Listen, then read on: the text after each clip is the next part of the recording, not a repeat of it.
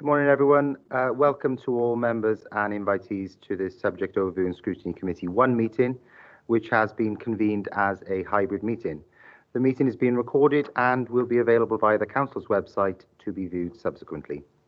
Everyone participating in this meeting will be accessing it either from the Council Chamber, Civic Offices, Angel Street, Bridgend, or from remote locations. Some of you may already be aware that I have a condition called adult onset epilepsy, which occasionally results in me experiencing short absences or mild seizures. On the rare occasions that this may happen in a meeting, you should not be alarmed, and should I as Chair experience one of these absences or have any other technical ICT difficulties during the meeting, it has been agreed that Councillor Amanda Williams will step in temporarily as Chair during the meeting, and in her absence, then Councillor Tim Thomas will step in. Please can everyone ensure that mobile phones are switched off or switched to silent mode. Members will have received an electronic copy of the agenda, and I will ask the officer to present a brief summary of the key points. For the record, the agenda can be viewed on the Council's website. Officers and members are reminded to refer to the page numbers contained in the public version of the agenda report pack. Members and officers will be speaking at various points during the meeting, and those speaking may switch their microphones on at that point, but I would ask that, with the exception of myself as chairperson, at all other times you keep your microphones switched off, as this will help to minimise any background noise and interference. However, I would invite members, officers and invitees to leave their cameras on for the duration of the meeting, as agreed at a full council meeting.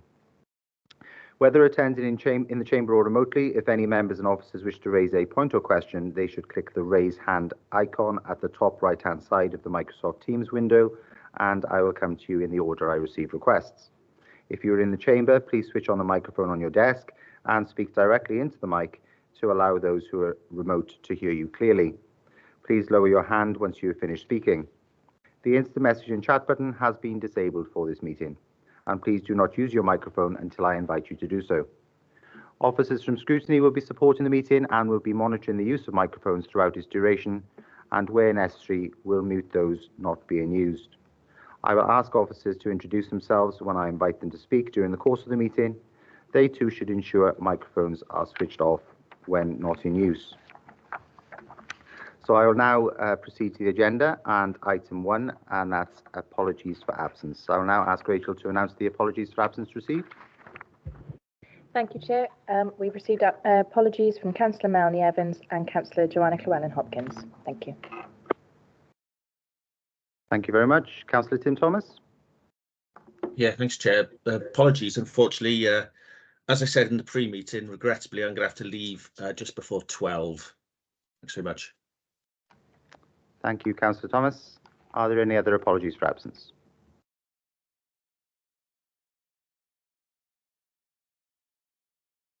I know that Caris Lord, the Chief Officer, Finance, Performance and Change, has offered her apologies, Rachel, and I know that Councillor Jane Gebby, Deputy Leader, has also offered her apologies, as both of them are giving evidence before the Senedd this morning. Okay, we now move to item 2, and that's declarations of interest. If any member has an interest to declare in any matter on the agenda, please click on the raise hand icon now. Councillor Amanda Williams, please. Thank you, Chair. I know we don't normally, because I'm an LEA appointed, but I want to declare a personal interest that I am Chair of Governors at Coity Primary, as we have the head teacher from Coity Primary in the meeting today. Thank you. Thank you very much. Are there any other declarations of interest? Can't see any further indications, so we'll now move to item 3, and that's the approval of the minutes of the 4th of December. Can I have a mover and seconder for the minutes? Councillor Williams is happy to move. Councillor Spiller is happy to second. Thank you very much. Item 4 is the medium-term financial strategy for 2024 to 25 to 27 28. I will now ask the Corporate Director for Education and Family Support, Lindsay Harvey, to briefly present the report, after which there will be questions. Lindsay, please. Thank you, Chair. For the purpose of recording, I'm Lindsay Harvey, I'm the Corporate Director of Education and Family Support. I refer members to page 18 of the report pack, I'll go directly to the education section, if that's okay, Chair, and just give a brief overview of that. You will see from the narrative that's provided to you that the Council is proposing to spend around £140 million on services delivered by the Education and Family Support Directorate in the forthcoming financial year. As you can see there is an additional element there with regard to pay and price increases. As you'll no doubt appreciate, members, the majority of this money will be spent directly on our schools and our pupil referral unit. So a significant proportion, as identified in the report, will be delegated to schools, and understandably most of this money funds the salaries of teaching and other staff in our schools. In addition, it's worth noting there's a significant investment with regard to our school modernisation programme as part of the Welsh Government's Sustainable Communities for Learning, and the details there are articulated in the second paragraph. It's important to note that within the capital expenditure is that one of the issues we are dealing with, and it's the same issue across Wales, is some of the challenges that have been brought about with regard to cost inflation in the building industry. And again, subsequent reports will be brought to this committee on this basis. In addition, we are obviously compliant with the Welsh Government guidance with regard to the promotion of the Welsh language, and in addition we are keen to make sure that we provide additional capacity within the county borough to meet the needs of children with additional learning needs, specifically in this case in Heraldsbridge School. We have a longer term aspiration with regard to our school modernisation programme. It's allied very closely to our local development plan to make sure sufficient places are available for children within the county. You will note that I anticipate that significant discussion will be made towards this point in today's committee, Chair, with regard to some of the budget proposals that are in front of us today. They are particularly challenging, and I'm delighted to see through you, Chair, that we have head teacher colleagues with us today, and I'm sure both of them will provide expert advice on some of the impact these proposed reductions could make. In addition, it's worth noting that, going back to the first point, is in addition to some of the proposals that we've put forward, we will continue to work with the Welsh Government to secure wherever possible additional funding to meet some of these pressures. Indeed, ongoing discussions are ongoing through ADU to realise some of the pressures that all local authorities are facing currently. Councillors will be aware that a priority for this council is to make sure that we support the vulnerable within society, and a significant part of the work of my directorate is to look at early intervention, and clearly some of the proposals today might impact on some of those activities.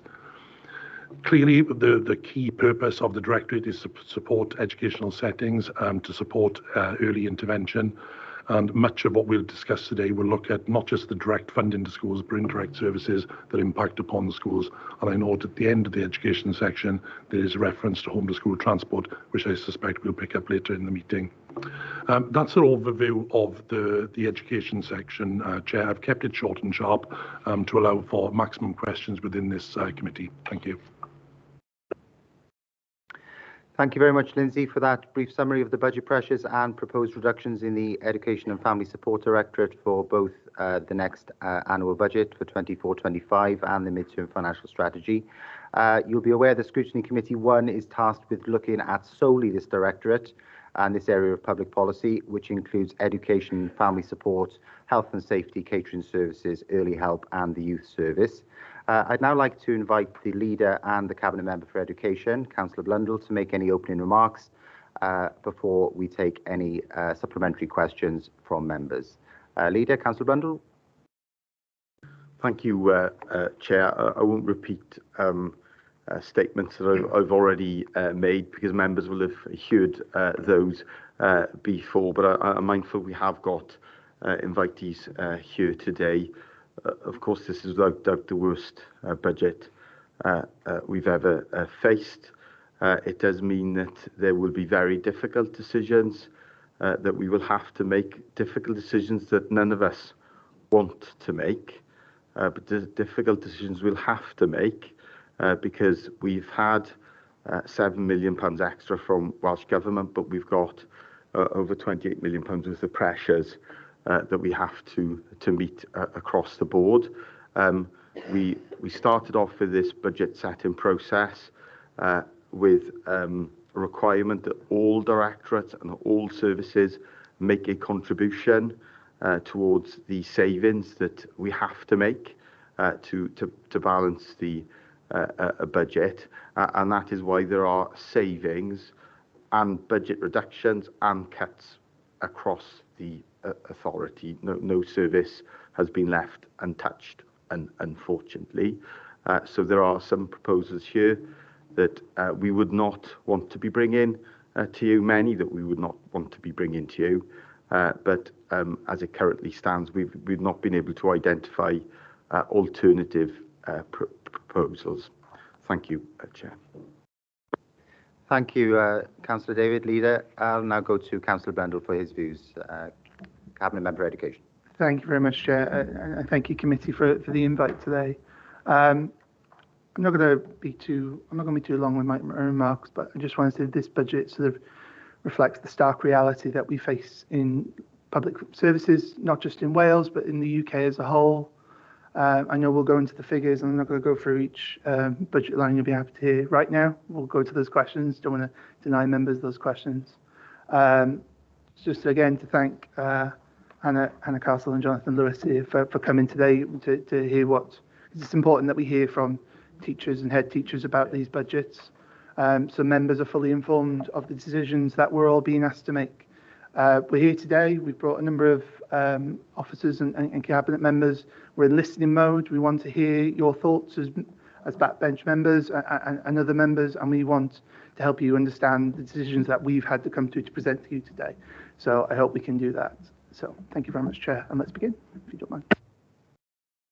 Thank you very much, Councillor David and Councillor Blundell, for that. I know that Councillor Amanda Williams and Councillor Ian Spiller have some questions on the cover report before we look at some of the budget pressures within the Education and Family Support Directorate, and then we will examine some of the budget reduction proposals which are in your proposed budget. So I'll first go to Councillor Spiller, please.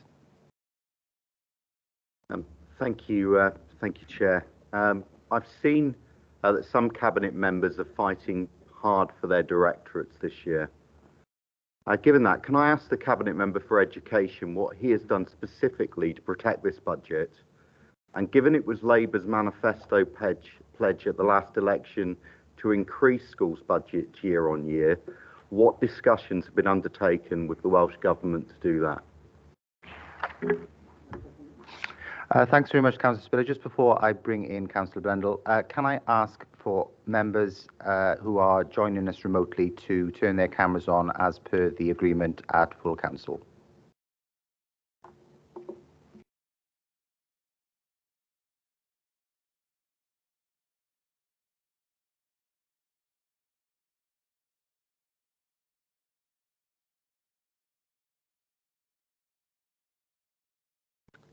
Okay, thank you very much.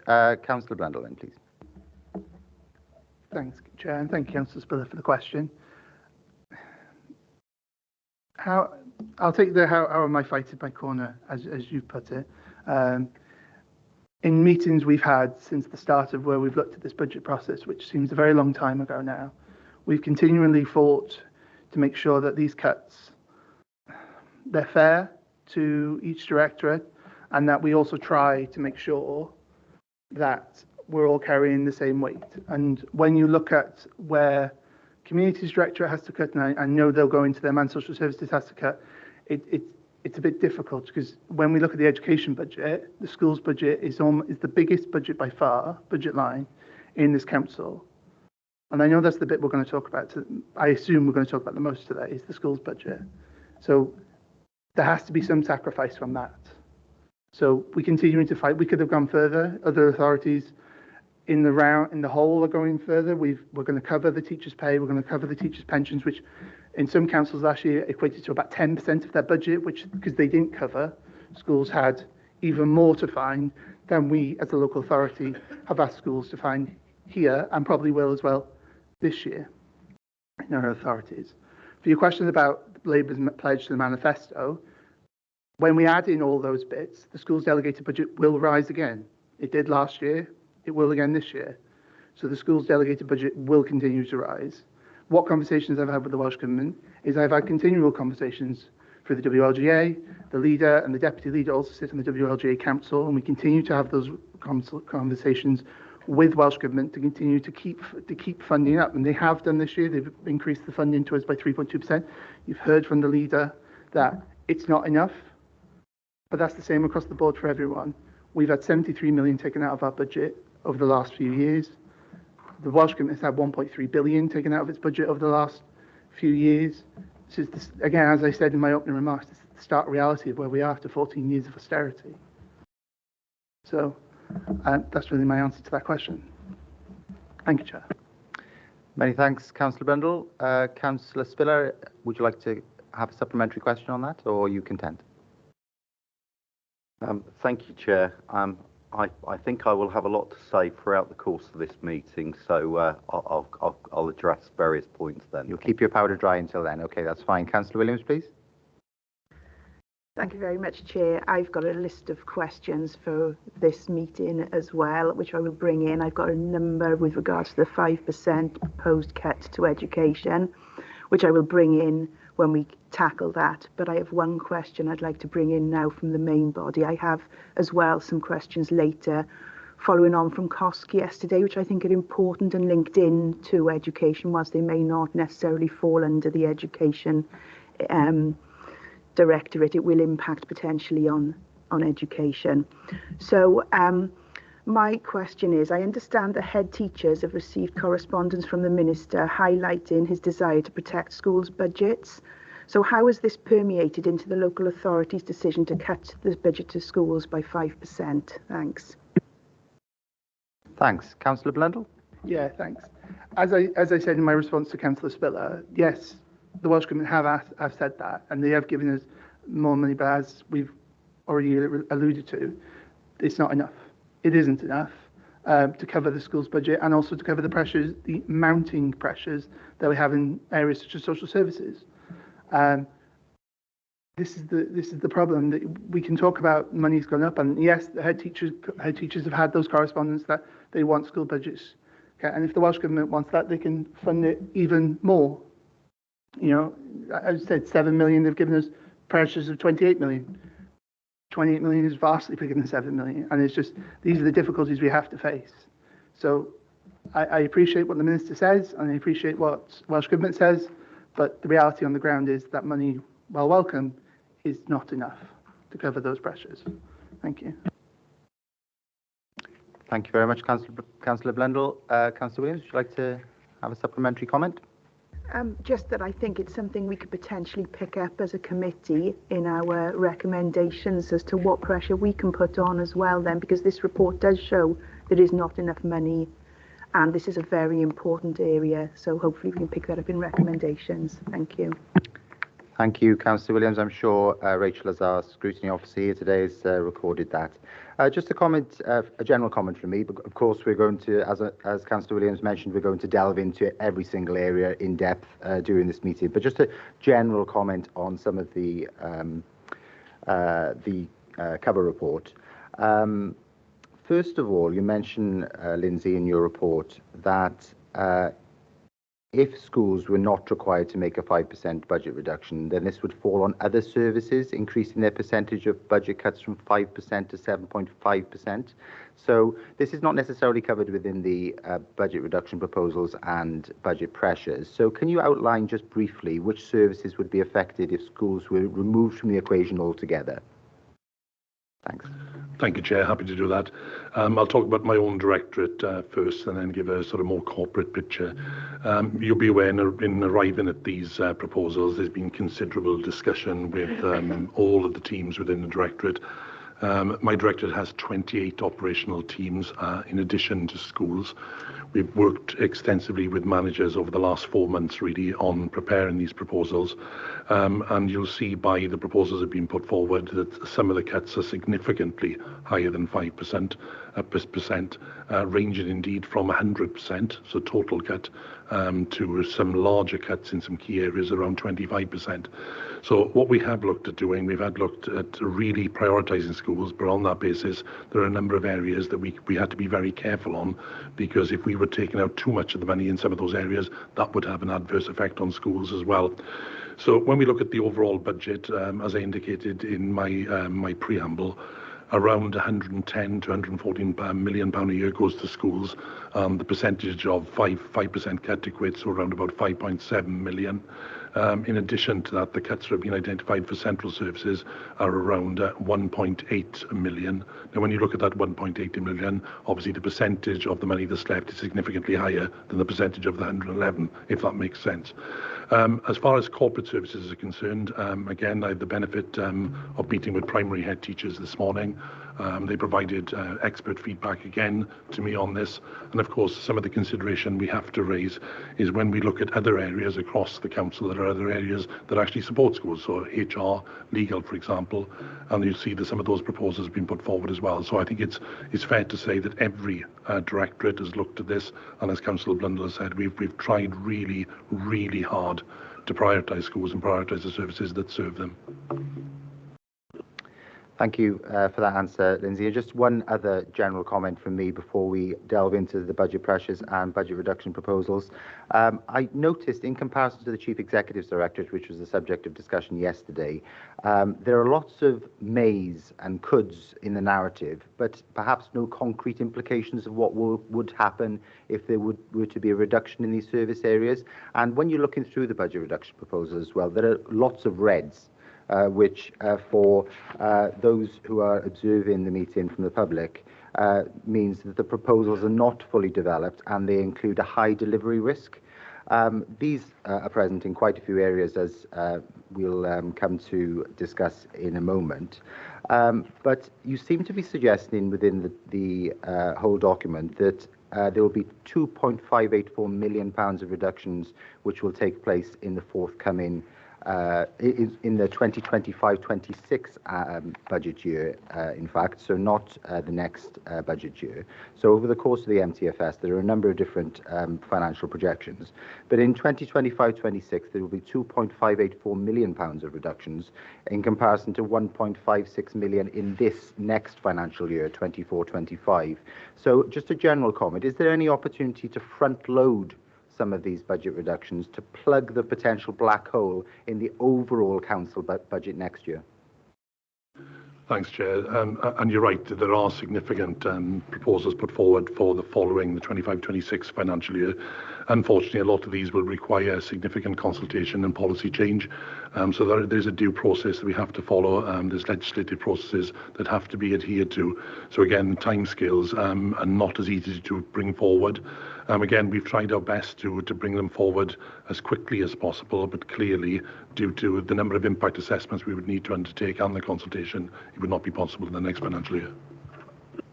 Thanks, Lindsay. And just to say, are these statutory consultations, or is it just because the council is averse to that kind of risk of taking those?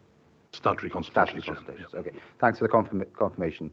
Councillor Williams, please. Thank you very much. I have got one more question. Apologies on the cover report. Yesterday in COSC, and now I'm assuming we're going to hear from the head teachers who have joined us about their views on this, but this is with regards to yesterday in COSC. The leader said that this budget protects the most vulnerable in the borough. I wondered if head teachers can define to us who they class from a school perspective, who the most vulnerable to them are. Thanks. Thanks very much, Councillor Williams. Welcome to our head teacher representatives who have kindly joined us today. Perhaps I can come to Mr. Lewis first. Thank you, Chair, and thank you, Councillor Williams. Vulnerability is a very wide scope, so any child at any one point could fall into a vulnerability category for whatever reason. So there are certain categories we would class as vulnerable, so children with additional learning needs, children who have got free school meals entitlement, they might be open to social services or on care and support, they could be low attending or school refusers, but it could be any child not making good progress. They all of a sudden could become vulnerable and we need to provide that additional support. They could be new to English, coming to the country for the first time. They could be experiencing well-being concerns. They could be young carers. They could be looked after children. They could have medical needs or need hospitalisation. They suddenly become vulnerable. So it's hard to categorically say the vulnerability scope is this because it's very multifaceted in the school. I'm not sure if Hannah wants to come on to add to that. Thank you, Chair, and thank you, Councillor Williams, for the question. Thank you. Sorry, handing over to you. Thank you. Thank you very much, Chair. Yeah, everything that Jonathan has said absolutely is true, but what resonates more is that probably there are more vulnerable children now in our schools than there ever have been. So the scope that Jonathan has just described to you is so broad, it encompasses a lot of children. But what we're seeing is that those numbers have significantly increased since the pandemic as well. So the vulnerability factors are significant in Bridgend schools. Thank you very much for your perspective on that. I'm just trying to square the circle here, really. And if you're making a 5% or proposing to make a 5% reduction in schools' delegated budgets, and that could have an effect on some of the most vulnerable children in our communities, it seems to be in opposition to the council's wellbeing objective, which continues to prioritise support for vulnerable people and helping them to be more self-sufficient. Now, in your narrative in the cover report, you mentioned that early intervention is part of this, and that the council is making minimal changes to the services delivered at this time in this area.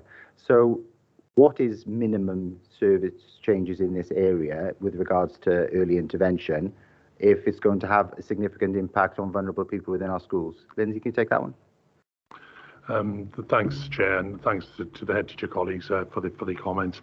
Again, I don't want to preempt reports that you're going to be considering as this committee today, but obviously when we look at Appendix A and we look at the budget pressure proposals there, you'll see significant budget growth being proposed for some vulnerable groups. So particularly when we look at additional funding for increased demand for out-of-county places for learners with additional learning needs, and this is on top of significant investment over the last couple of years with regard to our, not just our mainstream settings, but also with our special school settings that support learners with emotional, social and behavioural difficulties. In addition to that, you can see very clearly there that we're looking at a very positive Sustainable Communities for Learning programme, significant investment in a YBC, for example, and the bridge over the last couple of years, and going forward, a very significant investment being proposed in Herons Bridge. In addition to that, referring to the early help idea you've raised there, Chair, you'll be aware that recently we had a JICPA review, so the Joint Inspection of Child Protection Arrangements in Bridgend, undertaken by Care Inspectorate Wales and Esting, which was a particularly positive outcome for education and family support. As part of that, they've recognised the significant services that this team provides. And you can see in EFS 4 there is a proposal of 500k budget pressure growth on that area. So again, I suppose that there's two areas I just want to bring to the committee's attention. First of all, there is proposals around budget growth for these particular learners. But in addition to that, one of the things we are hoping to do is to work very closely with schools to look at a range of strategies where we learn from the best across Wales and really deliver these best services that might not be costed, but there might be changes in practice to make sure that we do the best for our learners. Thanks for that comprehensive response, Lindsay. I'll bring in Councillor Martin Jones now. Thank you, Chair, and good morning, everyone. This backdrop to all this and the savings, the cuts that have been made to the council budget, which has been outlined in the covering report, and the further cuts in the next 4 years. I mean, 34 million, additional 34 million is being proposed as we move forward in the 4 years. Now, the director has informed us this morning that 104 million at present is delegated to education. That equates to nearly 25% of the overall council budget. I think we've lost connection. So scope for... Sorry. Can you hear me? Can you hear me? It's off and on. I think there might be connection problems in Betws or wherever you are. I'm in sunny Coedrohen. Sunny Coedrohen. We're having a slight difficulty. I don't know whether anyone's got the gist of what you're trying to get at. Okay. Perhaps you can try again. Well, the point I want to get across, Chair, is this: the prognosis, the ongoing prognosis for the education budget is not good. So is it time to look at the directorate? Is it time for the directorate to look at some sort of transformational program where we look basically on our ability to deliver, as opposed to continually looking at demand and looking for cash to meet that demand. And when I talk about transformational change, I'm talking about the directorate working with cluster management teams, senior teachers in clusters. I'm talking about looking at ESTIN, looking at the consortium. What can we learn from the other 21 authorities across Wales? Because the reality for us is, as we move forward, this directorate, along with the council as a whole, will shrink. And that's the sort of the thought process is, I think we should be starting to think about, rather than putting fires out. Because that's what we're doing. We're moving cash from one, we robbing Peter to pay Paul. We're just moving cash around to fight fires, when we really should take a hard look at ourselves and say, have we got the ability to deliver? I hope I'm making sense, Chair, and I haven't broken up. No, you're much clearer than Councillor Jones. Thank you for those comments. Does anyone want to comment on that at all? Yeah, Lindsay, please. Thanks, Chair. Thanks, Councillor Jones. Absolutely. And you can see by the proposals, and quite an extensive list of proposals we've put forward for this MTFS round, that we are looking at transformational change going forward. Clearly, there's a number of areas at the moment we collaborate with other local authorities on. School improvement is one of them. And again, we're currently involved with Welsh Government in a review of the middle tier on a report that's hopefully going to be published by Welsh Government in March this year. So certainly I can bring that back to members. Councillor Jones is right. We're going forward, we will have to do things differently. We will have to cut our cloth. There's no doubt about that.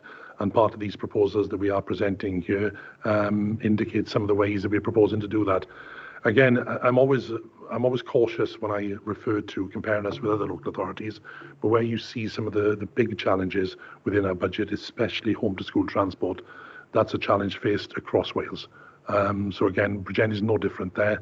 It's a number of conversations I've had with other directors, indeed with the Deputy Minister on this, with Cabinet members. And again, it's a common issue. We're all wrestling with it, Chair. And again, due to the cost inflation and some of the global issues that we faced over the last 4 years, we have seen a significant growth in this area. But I agree with Councillor Jones, absolutely. We need to think forward. We need to think transformational in our approach. And hopefully some of these proposals, albeit unpalatable, would indicate that we are doing that. Thanks, Lindsay. Councillor Jones, would you like to come back at all? No, thank you, Chair, and thank you, Lindsay, for that response. I think it's a no-brainer. This is the way we have to think. This is the way in which we need to consider the business moving forward, because I just fear we're going to be putting fires out. Thank you very much, Councillor Jones, for your contribution. Councillor David, Leader. Thank you, Chair. So on that point of transformation, you will see in the proposals, and colleagues, including, of course, Councillor Amanda Williams, will know through the work of the Social Services Improvement Board that a big area of expenditure here is around early help, and we are looking at the moment and undertaking a programme of major transformation around that service. What we will be doing is looking at all services across the county borough and how we can transform those services where we can. In some places it will be about reductions in those services, and we have to be honest about that as well, and I think that's that can be seen in the proposals that you've got in front of us. I wanted it, if that's okay, I think my hand went up and then it came down again, just addressing the point about vulnerability that Councillor Amanda Williams made. I'm using her first name, sorry, because there's a number of Councillor Williamses for the benefit of invitees. Number of A. Williams. A. Williams, sorry, Councillor Williams. But on vulnerability, there are degrees of vulnerability. And what I referenced yesterday is that we have in our set of principles that I think we all share as a council, that we will seek to protect the vulnerable. And of course, I would define the most vulnerable children as those children subject to that have been subject to abuse and neglect, and we have taken into our care and have the most complex needs.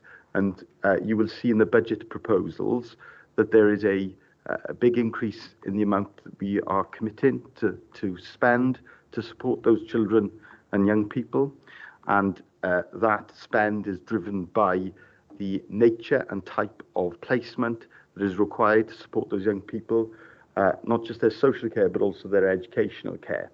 And that often is defined by a court of law, and it is prescribed about the package of care that they are required to have, and that is how we are supporting our most vulnerable. But I also accept that there's degrees of vulnerability, and there will be children, and then lots of children that are vulnerable, and we have to balance that out throughout the set of proposals that we've got in front of us. Thank you, Chair.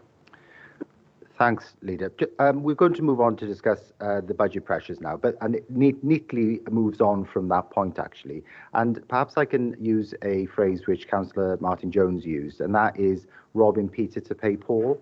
And there's a danger, I think, here that we don't look at the budget proposals holistically, and we only look at them in their different silos. So, for example, I know I'm taking it out of order. I know that Councillor Amanda Williams would like to come in on EFS2 in a moment, and that's on page 51 for the benefit of members, invitees and the public. But on EFS4, and that's the additional revenue which you mentioned, the additional funding, rather, Lindsay, to strengthen the council's statutory safeguarding accountabilities for early help and edge of care.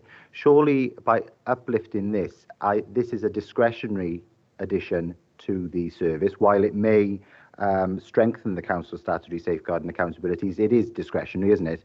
And fair enough. In an ideal world, we would ensure that this is the case, but it is £500,000.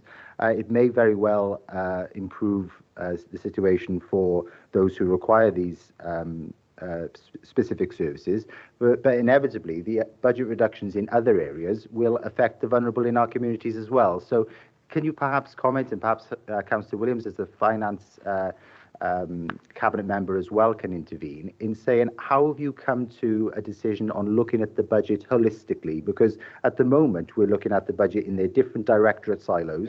How have you ensured that we look at everything in the round? Lindsay first, then perhaps I can bring in Councillor Williams. Thanks, Chair. I think the example you've given there is an excellent one, actually. When we look at spend, it's not as clear-cut as having statutory and non-statutory. So obviously some of the areas we look at preventing statutory spend, and what we see in multiple areas of research will indicate this. You see, if you don't invest early, you pay the cost later. And I think this is one of the examples where we've invested in this, and we continue to invest in early help as a non-statutory service. You're quite correct there. But if we weren't to invest in it, the long-time multiplier and the effect on statutory services would be significant. So I think it's a very wise investment here, and certainly from the indication we've had back from the JICPA review, as I referred to in June 23, they've really praised Bridgend for this work. So again, it's important we continue it. Thank you, and I know that Councillor Gebby, the Deputy Leader, has been a champion of those preventative services. I'm delighted that she's joined us now after having given evidence to the Senate. So I'll bring in Councillor Gebby now. Thank you very much, Chair. I think it's a relevant point to make. Part of the challenge this morning from Welsh Government was around early intervention and prevention, and what was statutory and non-statutory. And I did say to the committee, we can get into the debate of what is statutory and non-statutory, but all our early intervention and prevention, irrespective of whether it's in education, within social care, is all preventative measures from costing us more long-term. I think one of the things that I would say is that when I was in the Senate this morning, they did challenge me over whether Bridgend were going to use a capital spend, and would we like to use any capital projects. So this will be of interest to Deb, no doubt. And that is, did we want to raise funds by applying for loans that we could fund revenue services with? We told them absolutely not, because we're just storing up trouble for the future. Because in England, there's a discussion at the minute about councils funding their revenue spend via capital. Deb will give you the technical term, I'm sure. But like everybody here, I don't want to spend what's not in my budget. I think we need to look holistically at it. if we are discussing health and social care, whether that be in the form within our education directorate or whether it's in social services, early intervention and prevention saves us a vast amount of money. I think it's also important to note that one of the points I made to Welsh Government this morning was all public services since 2010 have increased in their workforce. So the numbers in their workforce and in their organisations has increased. In local government across Wales, we've lost 40% of our staff in that time, and we cannot continue to sustain the delivery of every ask from Welsh Government as we go forward. Thank you very much, Chair. Thank you very much, Deputy Leader. Deb, can you just clarify, you're not allowed to service capital fund, the revenue fund, or the other way around? Or? No, it is actually in legislation that we can borrow to fund capital expenditure, and we can borrow short term for cash flow purposes. That is all, but we cannot borrow for revenue spend. So in terms of obviously our day-to-day running costs, no, we can't borrow for that. The other thing to note is obviously if borrowing isn't free, and obviously every time you borrow there is a cost to repay that. So you by borrowing you are incurring additional revenue expenditure. So no, we can't do that, unfortunately, but no. Exactly, as we rehearsed yesterday, borrowing has to be funded, isn't it? Yes. And no doubt Councillor Williams doesn't want to rehearse the debate that we had yesterday about non-statutory and statutory services, because that was quite a heated one, but all in good spirits. But would you like to add anything about the general principles of looking at the budget in a holistic way? I think your microphone is switched off, Councillor Williams. I think it's the same microphone you might have used yesterday. Right. There we go. That mic clearly needs some attention. Yes, thank you, Chair, for the opportunity to make a contribution, because you are right. We do look at the budget in a holistic fashion. And I suppose it's because I'm a Finance Cabinet member, I'm always looking at future years, and I try to populate as much as we possibly can in those future years columns. Now, they are difficult, and I think given we're in education now, we know that the lead-in time for education policy change is quite significant and probably greater than any other directorate. So some of those future year ones will need close assessment. I'm not sure if you were on the Brett panel a number of years ago, but I know there was a very interesting paper on the value of nursery provision, and I think that might be well worth dusting down and recirculating to members, because making that decision going forward will have an impact on other service areas, and so we need to make sure that the impact of our decisions doesn't create the pressure somewhere else. And I think that's very important, but it is there as something that we can develop, because I think what we need to agree on, no, that's a bit presumptuous of me. What I see as a problem is that the demand for services is outstripping our ability to fund them. And clearly, as Councillor Jones said earlier, we do need to have a look at this in a different sort of light sometimes, and a more transformational light. Now, that is going to mean probably more centralisation of service, but we need to probably agree on that and agree on that direction of travel. But yeah, I'm absolutely committed to the MTFS process, and that is looking at the process over a number of years, and certainly not just on this year alone. Okay, thank you. Thank you very much, Councillor Williams, for that contribution. Okay, we'll now delve into some of the budget pressures and budget reduction proposals. I've already referred to EFS 4, so I don't believe there's anyone else that'd like to come in on that. But I do have a question from Councillor Amanda Williams on EFS 2, and that is home to school transport and the higher costs experienced following retenders. Thank you very much, Chair. Firstly, I totally agree with what Councillor Howell-Williams said just then about some of the decisions we make might impact other service areas then. I'm concerned that if these cuts go ahead next year, we might see additional areas of concern in other directorates as well. So it is a very tough decision to be made. My question, Lindsay will be pleased to know, I've asked this question every year since I was elected in 2017, so I need to ask it again here. With regards to home to school transport, what are we doing to work with others, particularly communities, because in Coity, for example, we still bus children to school and pay for a big bus when we've got less and less children who are entitled to a bus because there's no pavements and there's no safe walk-in routes. So these aren't the children now who are over 3 miles away. We are still paying significant sums for children who could easily walk to school and were well within the walk-in route. The children I'm referring to live less than 500 metres from the school. They can see the school from their windows, and yet they get a free bus.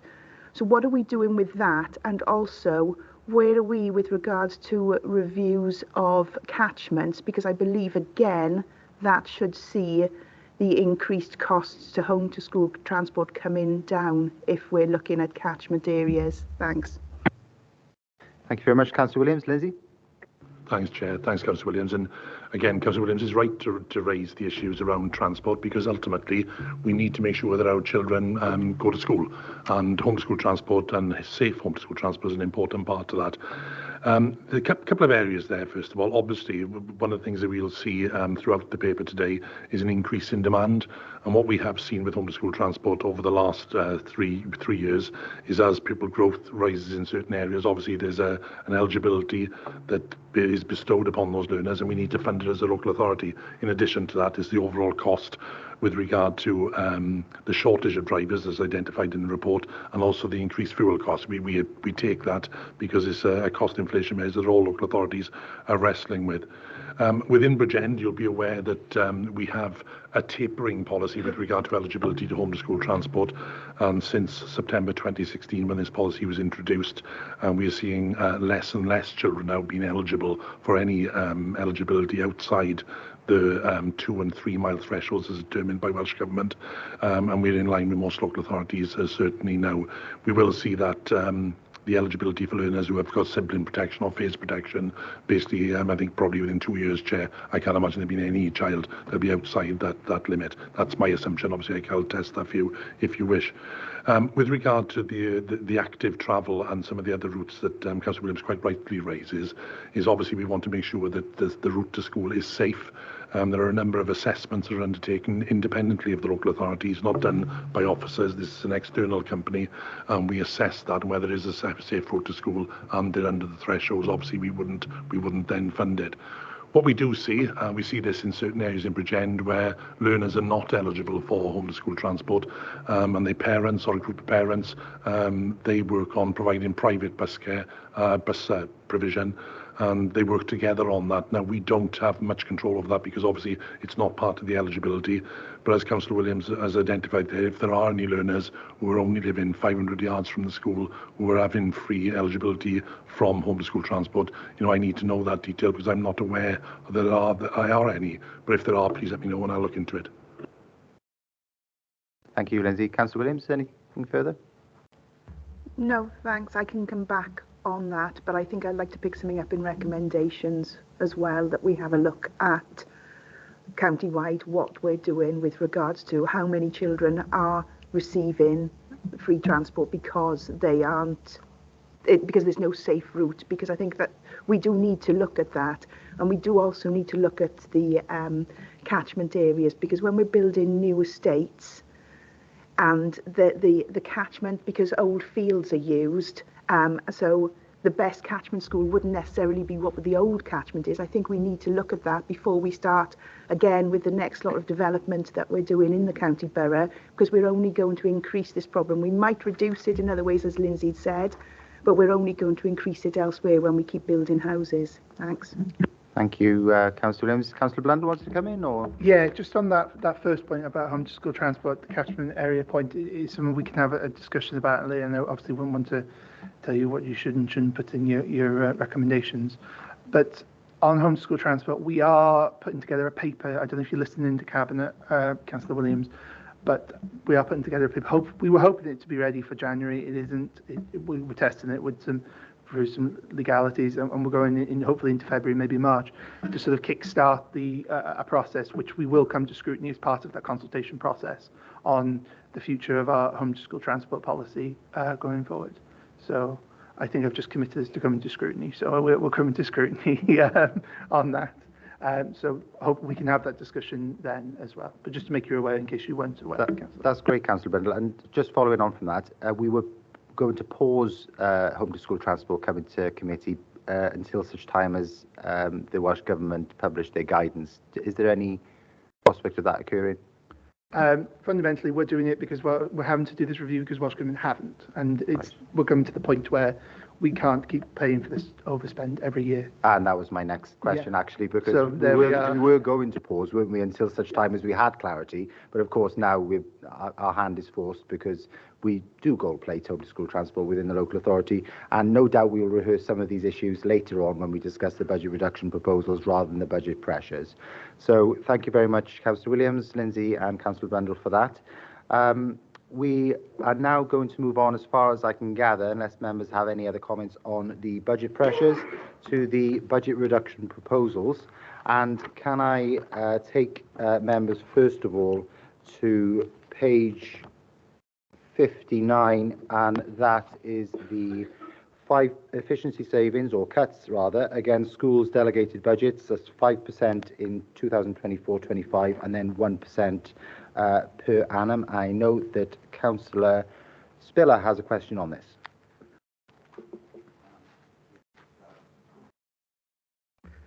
Thank you, Chair. I just remembered to turn my microphone on. That would always help. So a couple of things really from me, and I do apologise that it's probably going to be a few parts to a question, so I'll ask them in kind of an order. First of all, with regards to the proposed cuts, what consultation has been undertaken with head teachers, and what modelling has been carried out to understand the impact of the proposals? Thanks very much. I'll come to head teachers shortly because I know they represent the school budget forum, but I'll allow Lindsay to answer the question first of all. Thanks, Chair. Thanks, Councillor. With regard to consultation, this was first mentioned with head teachers back in November last year. There's been significant consultation with regard to meeting with BASH, the Bridgend Association of Secondary Head Teachers, and the Primary Federation. In addition, I meet on a fortnightly basis with the Executive Head Teacher Group and also the Statutory School Budget Forum. So significant discussion around this. In addition, I think what is particularly important when we look at the commentary that's provided on the impact against this, as part of this consultation, I've worked with head teachers and I've taken verbatim the feedback they provided me and copied and pasted that in. So again, hopefully I've amplified the head teacher voice appropriately there, Chair. Thank you very much, Lindsay. And let's hear from two of our head teachers who are representatives on the School Budget Forum. Perhaps I can ask Ms Castle and Mr Lewis to put their points of view across. Who would like to go? Thank you, Chair. Ms Castle. Thank you. I would echo, obviously, as Lindsay has said, there has been discussion regarding the cuts. The points that have been gathered are as a result in the impact points, the 19 impact points that you can see in the document that have been gathered are as a result of head teachers providing their views and feelings about what the impact of what such cuts would have. So there has been a lot of discussion. We have been asked to model 5%, 3%, 1%. I'm emphasising the word discussion because I suppose your question, Councillor Spiller, was about consultation. And if we were consulted, I think you're probably going to strongly get the message from us that we don't want the 5% cuts. So there's my truthful answer. Thank you. Who would want a 5% cut, huh? Mr Lewis. Yeah, and just to add, really, obviously, the backdrop of this is the 2% cut we had last year, in addition to the 5% this year. This is significant money that's going out of the school budgets. To give the example at Coity Primary School, in 12 months, I would be £124,000 less off because of these decisions around school budgets. At a secondary, you're looking at 300,000 in excess. These aren't small amounts of money for schools. These are significant and they will have repercussions across the board. Thank you, Ms. Castle and Mr. Lewis for that sobering assessment. Perhaps I can just ask a quick question before I bring in Councillor Spiller and Councillor Williams again. And that is the rationale for proposing this 5% cut to schools, which clearly is a massive headline from this budget and the elephant in the room. You then propose a cut of 1% thereafter. So can I ask Lindsay, perhaps, and finance officers as well, what was the rationale of such a significant cut in the first year and then a graduated cut thereafter? Was there any scope at all for a shallower cut over the course of the midterm financial strategy to minimise some of the ramifications which have been outlined in the narrative under this particular budget reduction? Is that a question which anyone can answer? It's a 5% cut in that first year and then 1% thereafter. This is off the top of my head now, so I don't have the figures in front of me, but what would happen if it was a 2% cut year on year? Would that have been more sustainable for schools and governing bodies and head teachers to cope with? Lindsay? Thanks, Chair. I'm happy to start the discussion on this one. This is something actually that was proposed through the School Budget Forum as well, as whether or not there could be a less significant cut and more significant in subsequent years. I think it's fair to say one of the challenges we all have, and as a corporate director, of course, not only am I the statutory education director for this county, I have corporate responsibilities to work with councillors to set a balanced budget. So part of it is looking at the whole, looking at what we can manage and looking at the pressures we have in front of us. I think it's fair to say, in addition to the settlement, although welcome from Welsh Government, it does present challenges to us, and setting a balanced budget ultimately relies on us making cuts in certain areas. I think, as a number of councillors have raised previously, around 40% of the council's net budget is schools or schools related. So ultimately, in setting a balanced budget where there's significant immediate pressures on the council budget, ultimately that needs to be addressed swiftly. So the challenge is spacing it out over time is not an option, as I understand it, we have available to us, because ultimately we need to find this money soon. And to find that money soon, we need to find it from somewhere. And I don't want to be blunt, Chair, but ultimately that is the position we're in.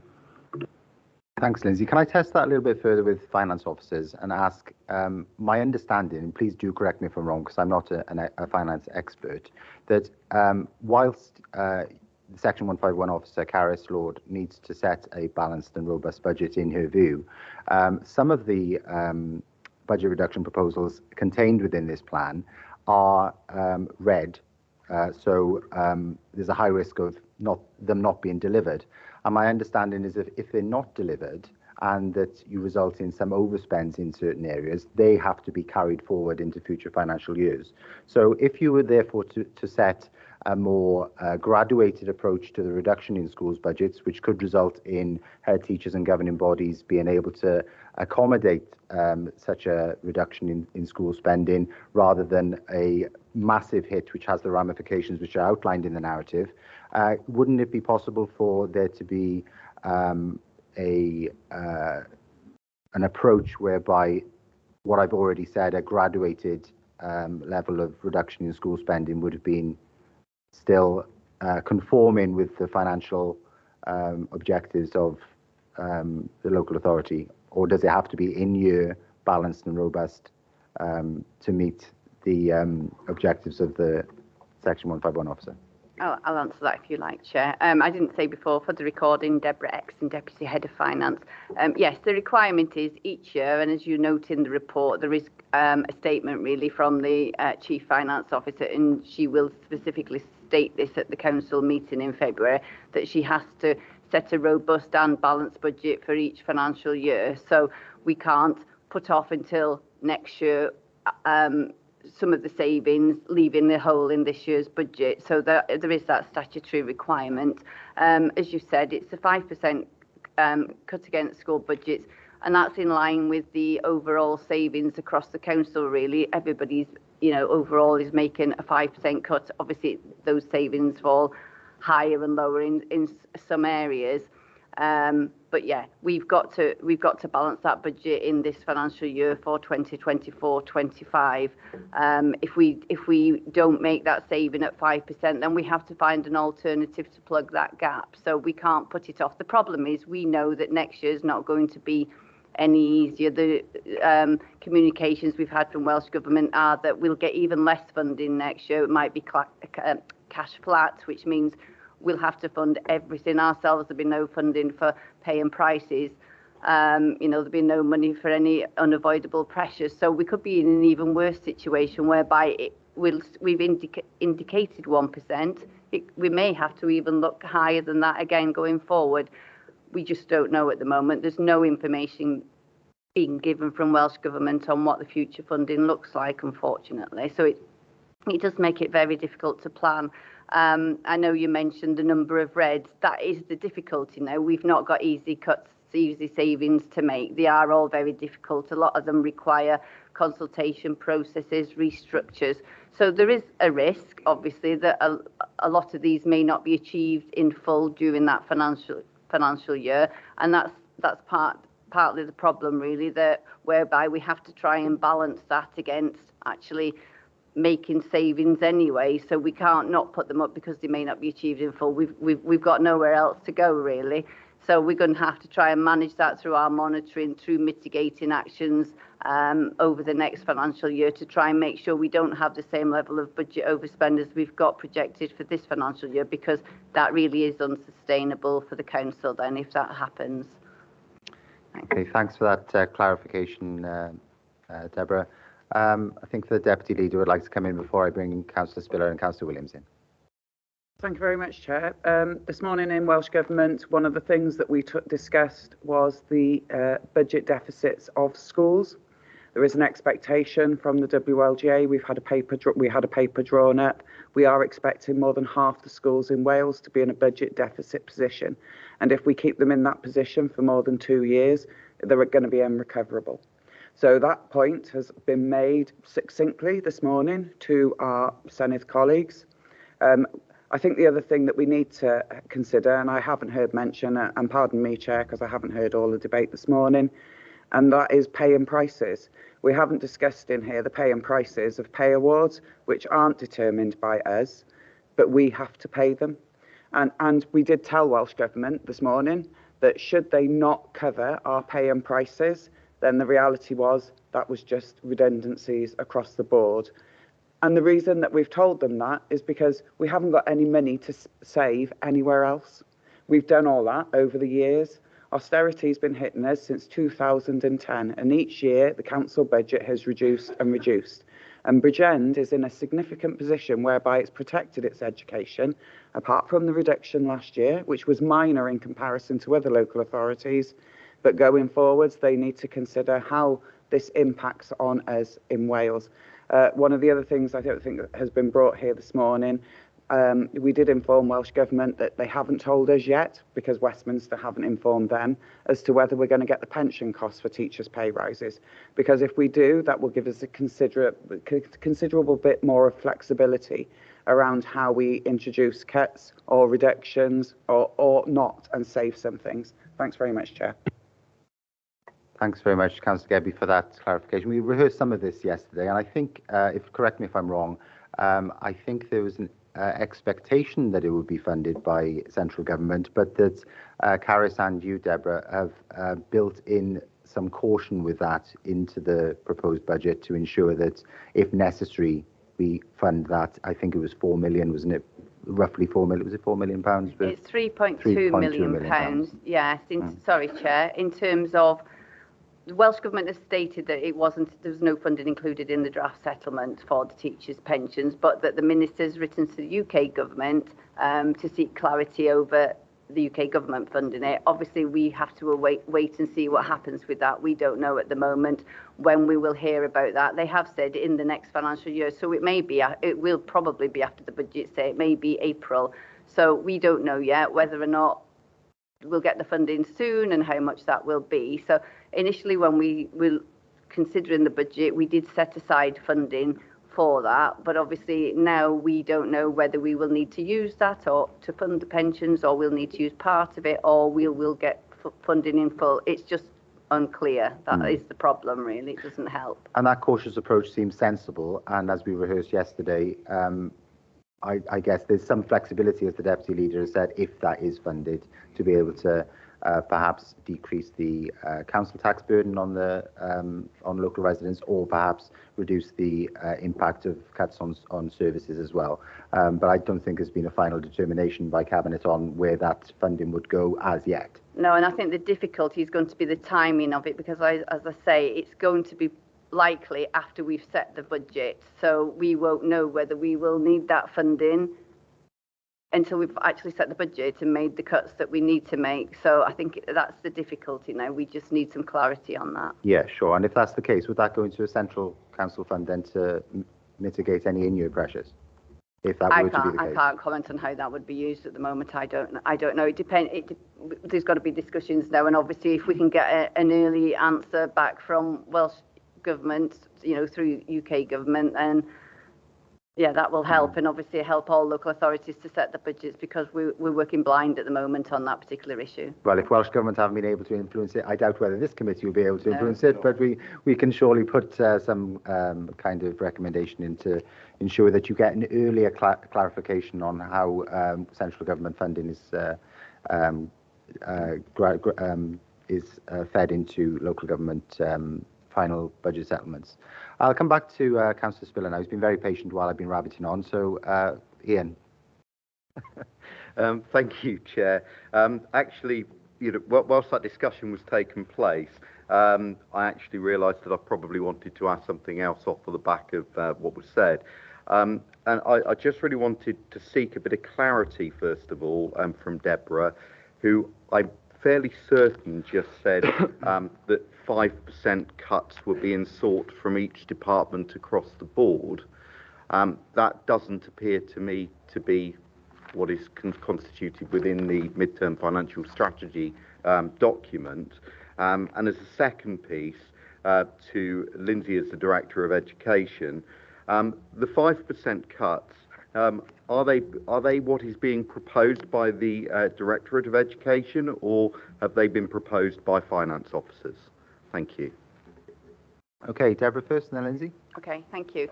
Yes, in terms of what was asked of directors by Cabinet, initially it was we were looking at 5% cuts, and that's where the school 5% came into the equation.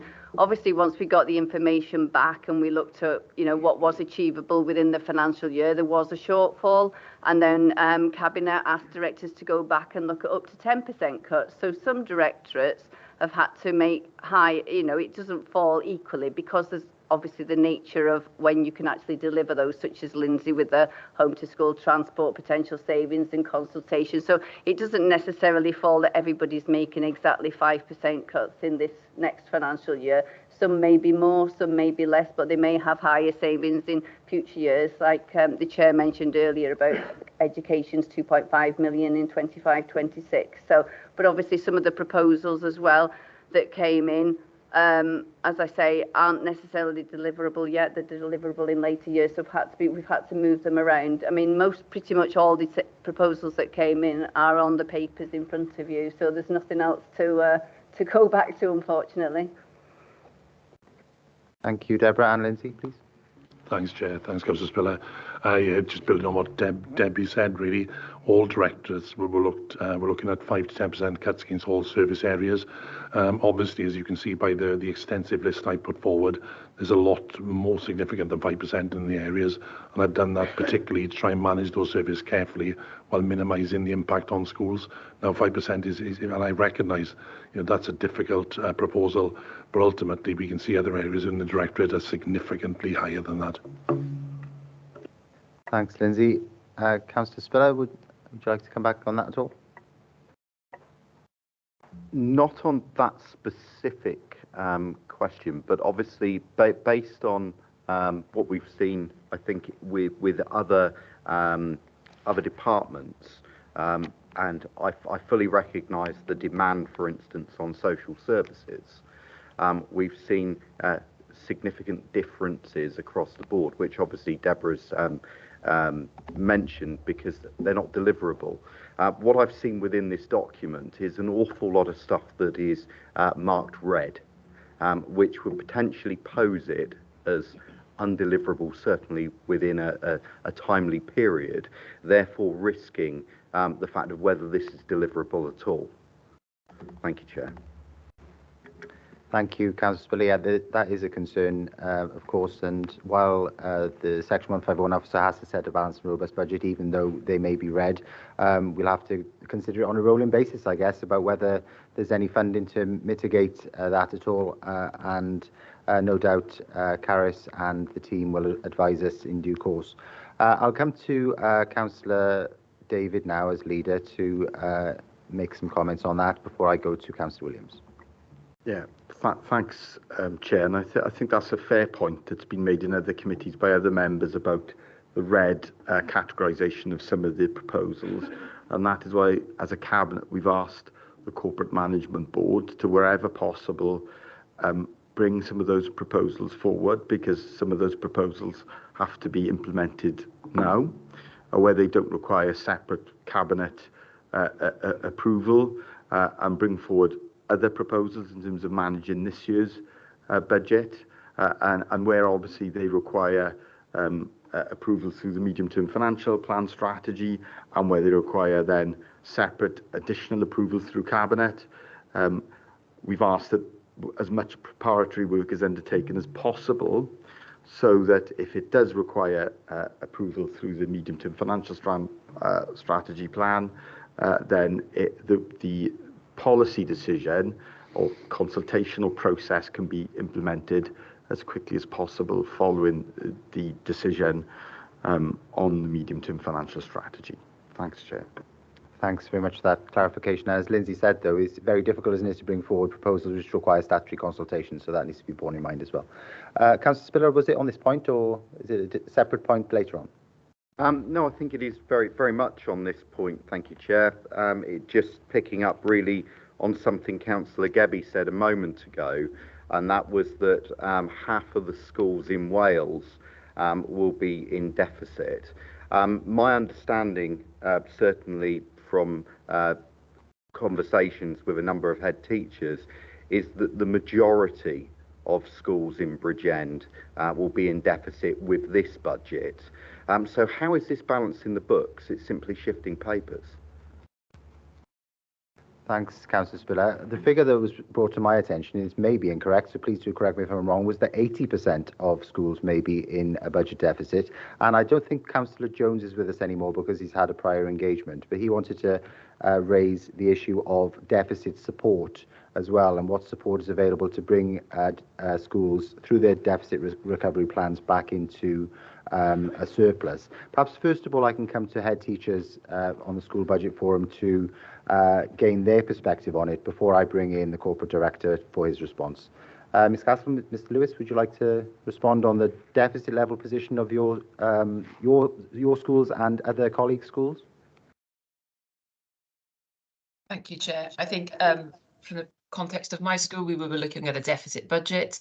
My knowledge in terms of the actual numbers, it varies because obviously schools are in the process at the moment of considering what changes and efficiencies they can make. I think we will be looking at least over half of the schools in Bridgend. I think the figure's going to be higher, quite frankly. I've never known, I've been the chair of the budget forum for a long period of time, and I've never known such horror in terms of a professional feeling from colleagues with relation to deficit budgets. And we've already sought to see if we can gather some advice in terms of how we manage this, because we are really fearful of the fact that we've got, when we're in deficit, you've only got 2 years to recover if it is unrecoverable. I agree, we are just moving papers around, and it is really, really difficult for us. So I can't give you a definitive figure. I know that in School Budget Forum recently, it was quite high. Jonathan, I don't know if you've got anything from a kind of primary perspective, but I know that I would imagine most secondaries, if not all, will be in deficit. Thank you very much, Ms. Castle. Mr. Lewis? Yeah, I think the picture is bleak. Speaking to cluster colleagues yesterday, most are forecasting deficits and plan their way through it. The conversation between our peers at the moment is the deficit recovery plan is to plan your way out of it. But if the budgets keep on reducing year on year, you're not going to get out of that plan. At Coity, we're already in the deficit and we're predicting to go further into it. First draft it's to $250,000 deficit, and you're not going to save, even with all the cuts that you need to make, you're not going to save your way out of it. And as a school, we income generate £30,000 because you've got the luxury of that. Not many schools will have that luxury, and that softens the blow, but the blow is hard, and it's going to hit the workforce, it's going to hit the families, and it's going to hit our children the hardest when these come to pass. So I don't know. Regards to the meeting, we do have deficit recovery meetings with the local authority where challenge support is provided, and we discuss the plans and the options available to us, and we are being asked at the moment to think differently and creatively as head teachers to see how we can run schools a little bit differently, but we haven't got any ideas, any plans to bring forward at this moment. So thank you both. Well, that was rather sobering, to be honest with you.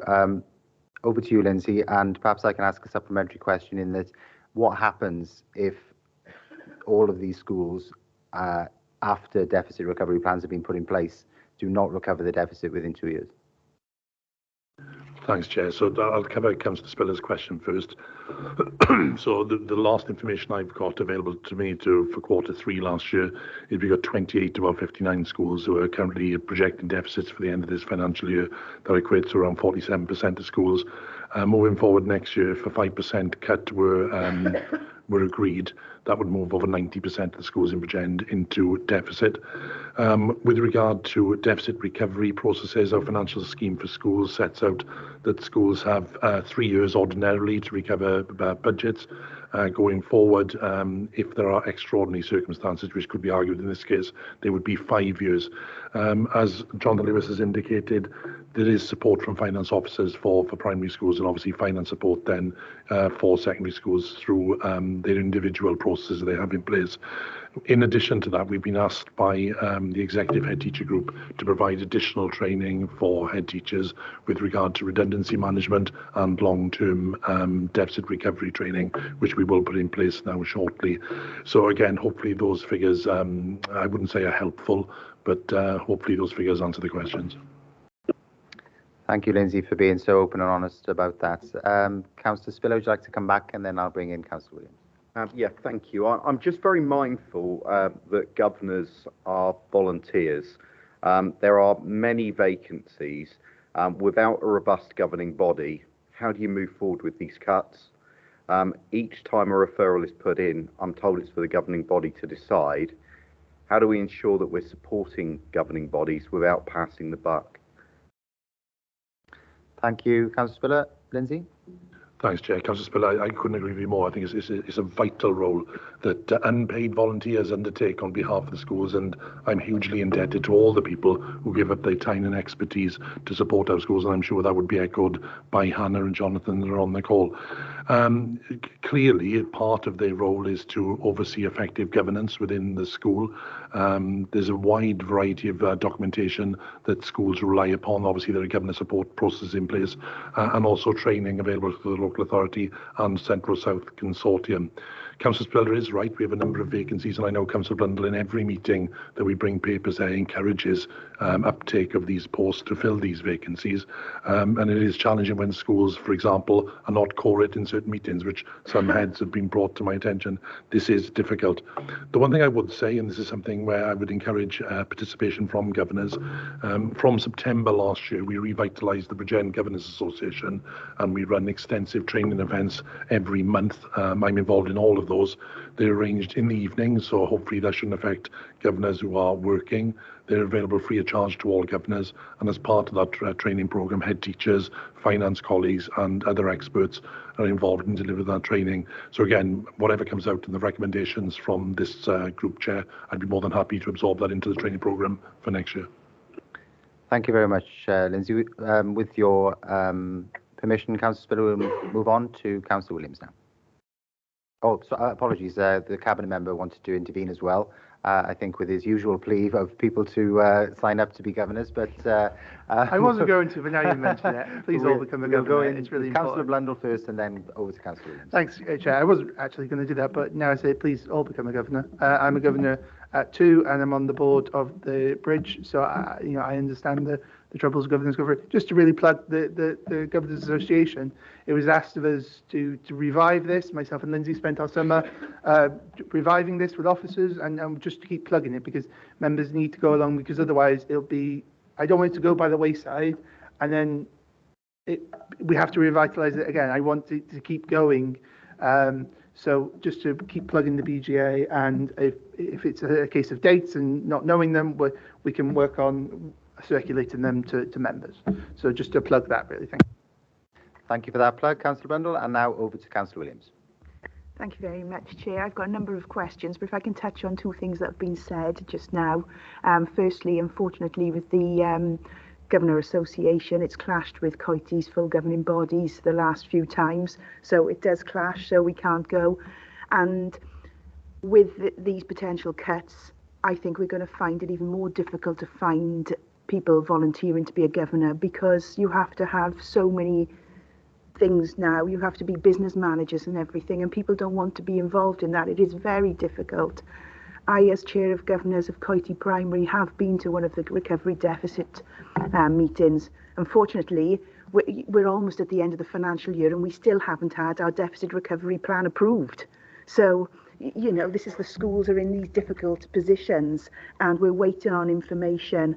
And I've sat down and looked at the figures this week with Jonathan about our deficit. He's worked wonders to get it down from £350,000. And we've already bounced back from a significant budget deficit when the new school opened, and we fought hard and done everything we can already. And with a new school, with the new extension proposed, we can't make redundancies, because in a couple of years' time we'll be looking to recruit more staff. And so we'd be penalised there because we'd have to cover any redundancy money. As part of this, as soon as these papers came out, I've spent most of my waking time going through the stats. Welsh Government have been fantastic and provided me with all stats on all schools in Wales. I've looked at every single school in Wales, the funding per pupil. I've looked at the class sizes. I've looked at the teacher to pupil ratios. I've looked at the free school meal ratios. On my laptop here, I've got spreadsheets by spreadsheets that I've put together to work out and put funding in order of schools. And I've also read the financial scheme for schools from cover to cover. It is difficult work. It is time consuming, but within that, I've got a number of concerns with that, with the financial schemes for schools. The financial schemes for schools says that if schools cannot deliver a balanced budget or cannot deliver their deficit recovery plan, and Lindsay was right that there is an extension potentially over 5 years, it can be approved, then the local authority will take financial control of that school. If 90% of schools are going into a deficit and are already saying they won't be able to come out of this deficit recovery, how can the local authority manage 90% of schools and take them in with dwindling directorates as well, because there are staff cuts throughout the council?